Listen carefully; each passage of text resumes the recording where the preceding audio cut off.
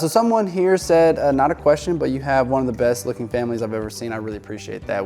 My wife, definitely, I gotta give her credit for all that one. She's definitely carrying the good looking genes around the family. But I love my family. I actually have 3 kids, and I do have investment accounts for all of my kids. I have not found a reasonable thing that I can have them. Yeah, I could do the child model, but honestly, that's just a lot of work for me as of right now. I've got a lot of back office work that I've been using to improve my business. And so that would just be me kind of like scraping up the little change. But what I actually really do is I invest in their UTMA accounts and their 529 accounts. I really invest heavily in those accounts. I have, I think, $50 going into each account monthly, and that just goes into an index fund. I think it's the S&P 500, and we just have that on auto invest. Maybe that may not be heavy to most people, but for just my kids, I got 3, and that's every single month. I also do invest in my own taxable brokerage, and I also have a SEP IRA that I'll throw some money in there as well. I do about $350 a week on that. Is just money that I kind of funnel away. I do have my wife, and my wife takes care of the kids at home, and she is an amazing wife and an amazing mother. We just had Mother's Day. I took her out to go get some food, got her some presents, got her some flowers. Y'all know the deal. But the biggest thing that a lot of people will ask me is like, do you have your wife hired onto the business? And unfortunately, I have not gotten her to be hired onto the business just yet. I do plan to have that, but she has access to all of our credit cards. You know, we just have one joint account. It's pretty simple. I don't really like hide anything. She has access to all of that stuff. The one big benefit that I would have to actually hiring her onto my business right now is that I could fund her retirement accounts, but she's a beneficiary for all of my retirement accounts, so she's got access to that. I also have life insurance should anything happen. I have about 18 years worth of income. That's mainly for my kids, to get to my kids, you know, to college. I have about 18 years of income worth in life insurance currently. Now, this is not what everyone should do, right? I only did that for my personal self. I have 3 kids to probably maybe one day expand our family even a little more. So every situation is different. Again, that's just what I do. You don't necessarily have to do that. But 18 years, if you have kids, you know, now be wary of buying a life insurance policy that you don't actually need. There's a lot of trash cans out there that you could just be wasting your money on certain life insurance policies. For most people, just get a term insurance policy. That's what most people really just need, especially whenever you're getting started out. There's whole life policies and other ways that you can use life insurance to build wealth, but that's a totally different topic. It's a little bit more advanced topic. Most people don't even need to worry about that. You can focus on other assets that you can invest in and really build wealth that way. But if you have a family, I do highly suggest looking at term insurance. Me personally, I got 18 years worth of income in life insurance. So every situation, again, is different.